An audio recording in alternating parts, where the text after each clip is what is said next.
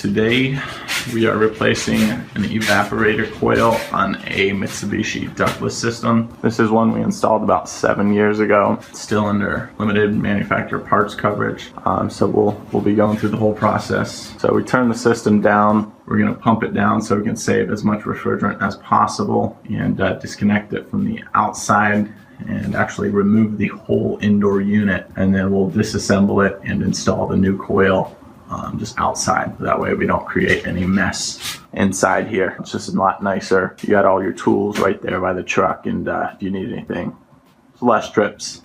That's what we're gonna do today.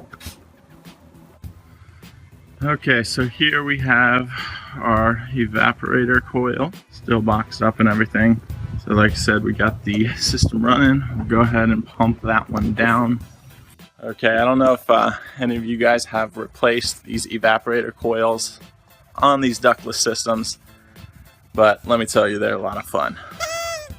And I say that sarcastically. It's a lot of work.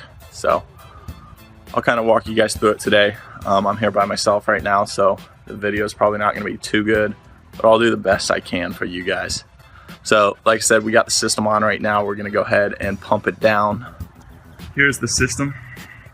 I got my gauges hooked up to it. You can see the fan turning there. So we got our line height here. So we're gonna have to take that wall cap off and then undo the refrigerant connections there. Those are just 2 flare connections.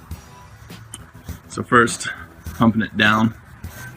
Right now, we're sitting at about 133 suction pressure. So we got a 12-degree superheat. So we found that this thing was leaking a couple days ago, and we reset the charge, so the charge is still good. So it's a leak in the evap coil. It wasn't huge, but so how you pump these systems down is pretty similar to your traditional split system.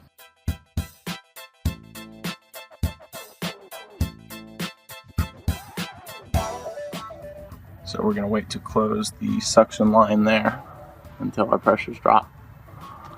Because this one has a leak, I don't want it to get below 0. So we're going to get down to pretty low. 2 psi, whatever, something like that. So I have it closed almost all the way, and we'll just crack it a little bit here. But you don't want to pull that into a negative and potentially pull in outside air.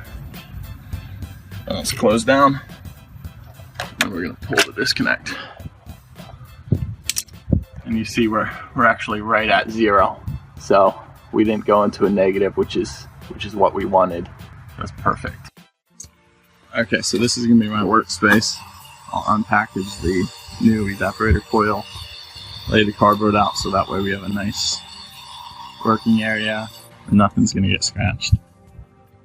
Let's see what this thing looks like.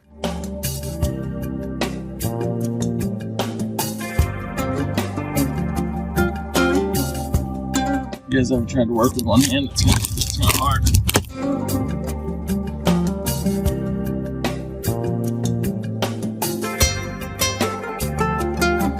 Alright, so here's the new coil.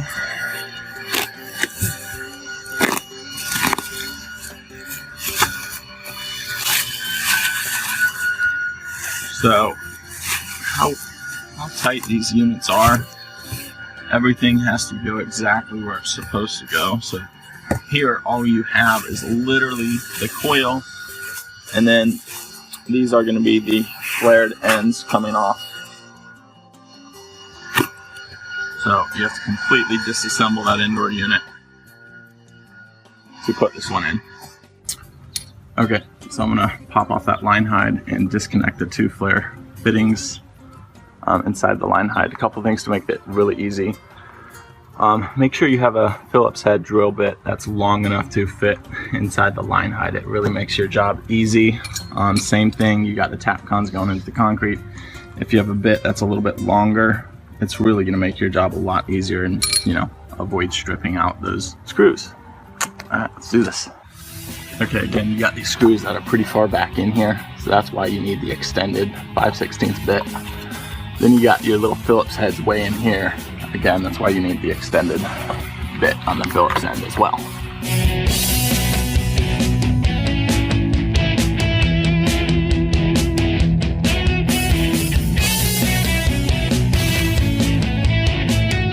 Alright, so now you're going to have our connections inside here. I'll have to cut that back. We got spray foam in the hole, which is good, but it makes my job a little harder. That's okay. At least it was done right. It's like we installed it or something. Yeah, I had screws in my mouth, so I couldn't really talk very clearly. But yeah, this is done correctly.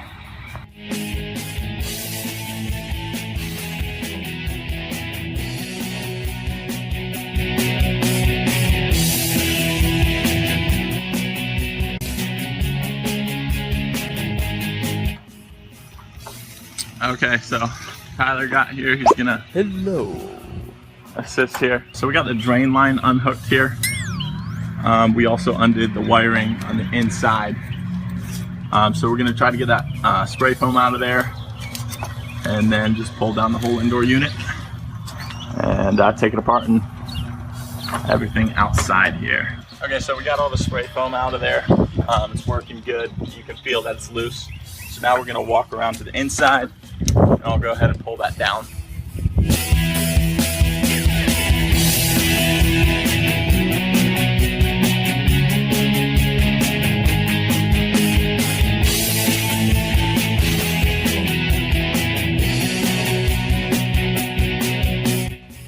So it was a little tough coming out of the wall there just due to the spray foam. We got that as good as we could. Anyways, we got it out here. We're gonna just start disassembling it. You got 2 screws on the bottom here that you wanna undo.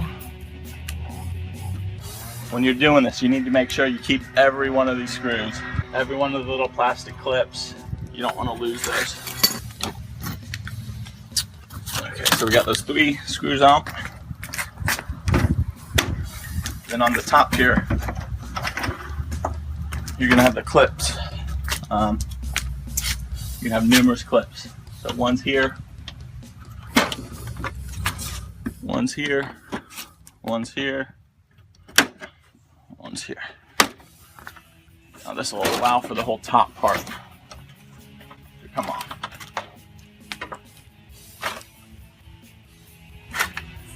That's the easy part. So then you're gonna have screws here, here, here, and then on the left side too, you got to disassemble quite a bit of this portion here. Move the coil sensors and all that fun stuff. So we'll get right into it. As you can see, he's got the cardboard here in concrete, so it doesn't scratch the unit or scratch the concrete. Mainly the unit. Yeah. You could get some rust residue and stuff coming out of that drain pan. You don't want to get that on the concrete either. All right, so now this left side's undone. Here you're gonna have one of your coil sensors kind of down in here. Right here's it, one of the coil sensors there. All right, so I'm gonna reposition this a bit.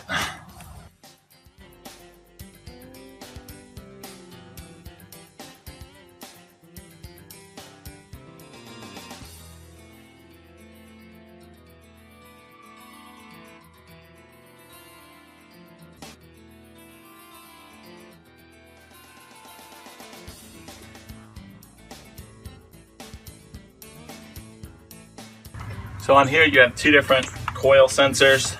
One that's slightly larger, it's going to go here, and then a slightly smaller one that actually tucks on the underneath side here of the little clip. Right inside here, it's on the coil as well. See it right in there. Okay, so to get this guard off, we're going to have to undo this portion here. You got a screw here. I undid that. That gives this whole lower board and indoor board some extra room. And you can pull this out. Gives you room. Here's your other coil sensor. It's there. So you undo that one. And then that can all go to the board. Also, you're going to have your ground wire going onto that coil housing right there. Undo that one. So now this is giving us quite a bit of room here. So we just got to get this blower assembly out of here, and then we can go ahead and put the new coil in. Okay, again, the importance of having a long screwdriver is really key. So you actually have to undo the blower wheel. So you have to take the blower wheel out. A couple of these are different. Some of them will have an Allen key inside of here. This particular one has the set screw right through there, little Phillips head. Again, you have to have a long one. So we loosen that up. One thing I want to point out to you guys that I've come across a couple different times when other people replace either a blower motor or pull and clean a blower wheel, the actual shaft on these blower motors, if you get in close here, you can see they have a little outside rivet and then an indentation, and then it pops back out again. Now when you tighten down that set screw, if you tighten it down on this portion back here or on this portion here, you're kind of screwed as far as being able to get this off. So you really need to make sure the set screw is on the inside rivet. So somewhere in here, not here, not here, inside of this part. Now, what I found is if you make sure you have an even distance on either side here, usually you're gonna be right in the ballpark. Just a side note. So now, as far as the coil goes, you have to take everything apart. I mean, you see we got our boards, we got our drain pan, our louvers. We're gonna have to actually pull out our whole blower housing. It's pretty amazing, but what we have left is literally our back piece and then our coil. All of this comes apart. So these are kind of clipped in. So you actually just kind of have to push it and then it slides out. So there's actually not any screws on this portion. You just have a couple screws on the left-hand side. So here we have our old coil that was leaking, and that's what you get with the new one.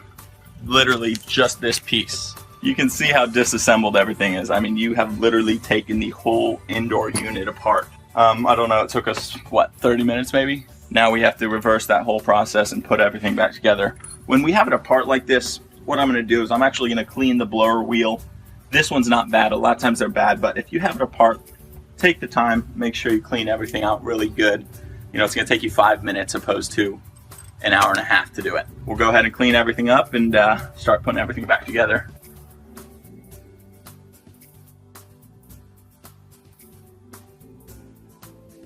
So back to this stuff. Putting it all back together is not too bad if you're fairly familiar with them. If you're not, it may be overwhelming. If it is overwhelming, you can always go to mylinkdrive.com and look at the service manual, and they will have a step-by-step process to do this. I've done a decent amount of these, so I don't have to go step by step, but if you ever get in a pinch, and it will walk you through. Obviously that's if you're working on a Mitsubishi product. That is the one nice thing about Mitsubishi. I mean, they have a lot of great features. You know, a big thing though, like I mentioned earlier, Brian Orr actually had a scenario where he went to pull or actually replace the blower motor, I believe. Previous company or previous technician, we're not really sure what happened, but they had tightened the set screw down outside of that little indentation, and they worked on it for a long time trying to get it off, and what they ended up having to do is actually actually cut the shaft off, because you can't really take this apart, so they had to actually cut the shaft off and then replace the blower motor as well as the blower wheel. The severity of making that mistake of not putting the set screw on the correct place is pretty severe.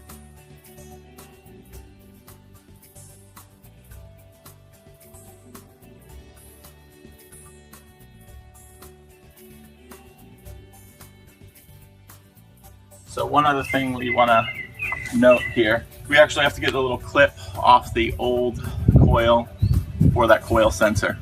So there's a little clip on there we want to get and use on the new one. So you'll have the copper piece, but you won't have the piece that secures it. So you'll actually need to get this part out and reuse that one. Okay, so we got the new clip. You still got your old new copper housing there. This is what's going to keep the sensor in place once it goes in there. So the larger one goes in there. This one has its own little clip, again, that you clip onto the coil. All right, so we're going to want to do this in order. At this point, we're going to want to put in this reverse. So we're going to put in the blower motor and blower wheel. So we're going to put those in there and then start step by step putting it all back together.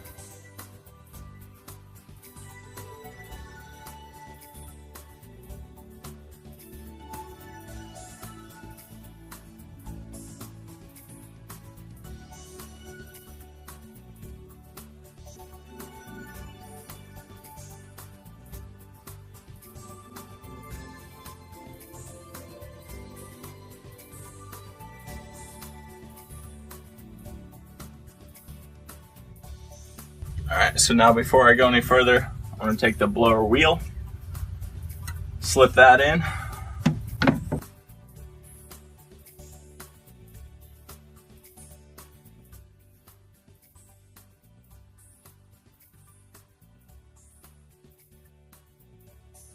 Okay, then like I mentioned earlier, you're going to really want to focus on the spacing here when you're setting the screw.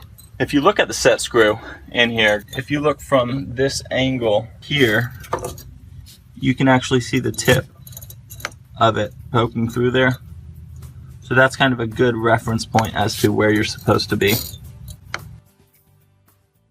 Now we got our wires here, how we want them for the blower, tucked in, and slide this piece in. A little screw that it has to line up with right there, and that clips in at the top.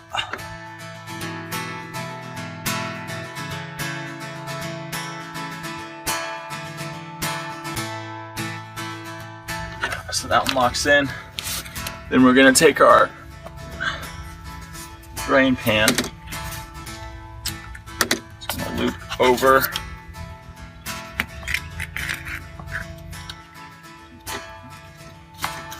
Feed those wires through at the end. This is getting a little tricky. So what I like to do is actually just disconnect the drain hose here. That way you don't have to worry about it. And you can do that at the end.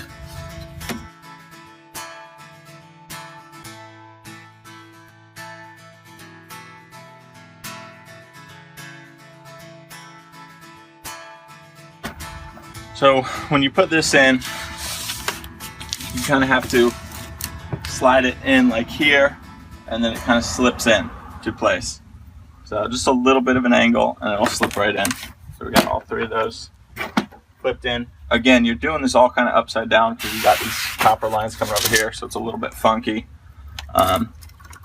Again, take these wires, put them all back where they're supposed to be. This has a little clip, it clips into here. That'll hold all that in place. Drain line, it's got a clip here. Obviously make sure that clips in at the top of your drain pan there.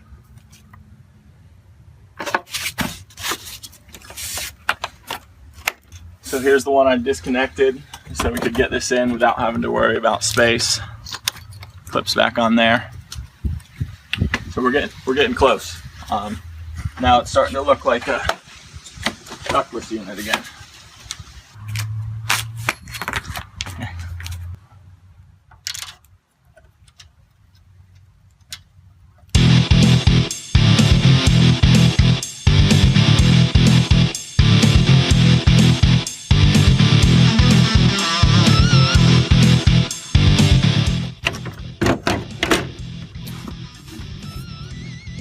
Line all of these up. One there, here, here, and the final one right there. On the bottom here, it's kind of got a little female end, slips inside this groove. That all goes down. And we final screws in there.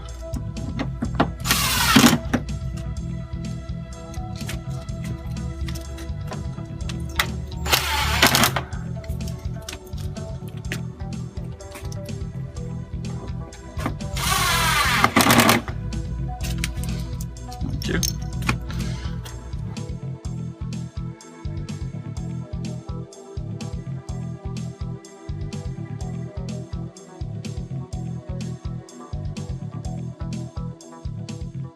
All right, so we are ready to remount this on the wall.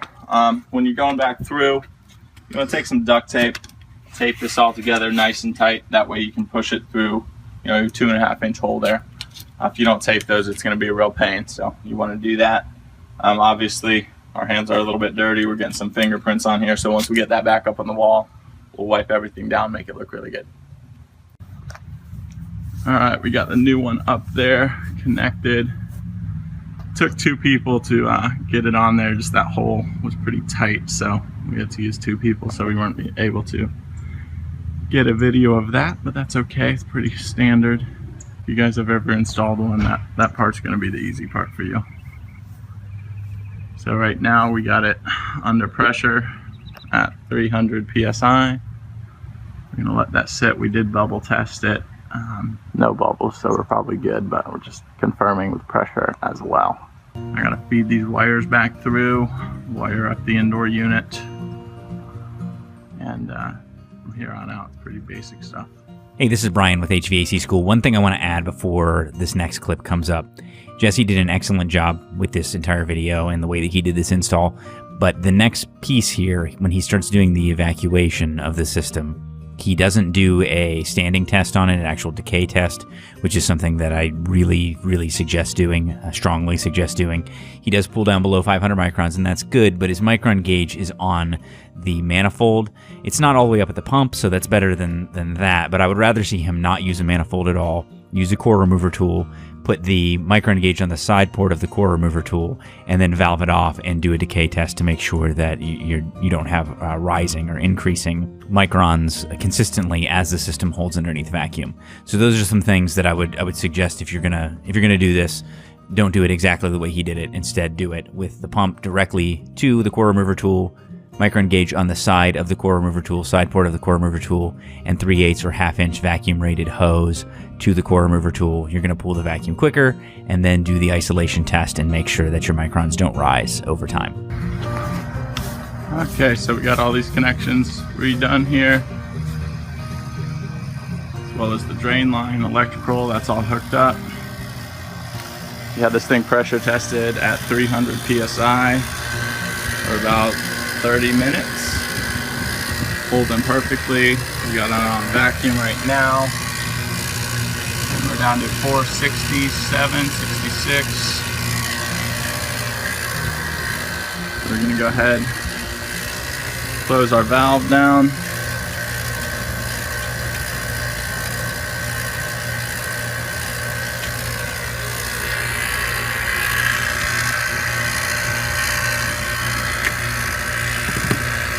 Release the charge.